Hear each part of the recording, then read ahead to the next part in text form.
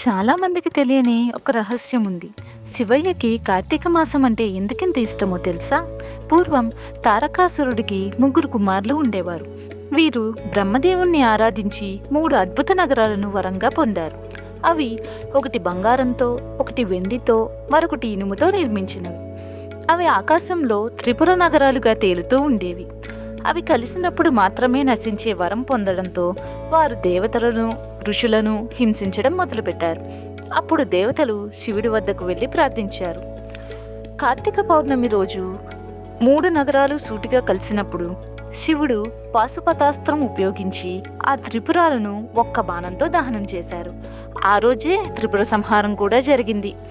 అప్పుడు శివుడు ప్రజలను చీకటి నుంచి వెలుగులోకి తెచ్చిన ఈ కార్తీక మాసం అంటే నాకు అత్యంత ప్రియమైనది అని అన్నారు. అప్పటి నుంచి భక్తులు దీపాలు వెలిగిస్తూ శివయ్య, నా మనసులోని చీకటిని కూడా పారద్రోలు అని ప్రార్థిస్తున్నారు.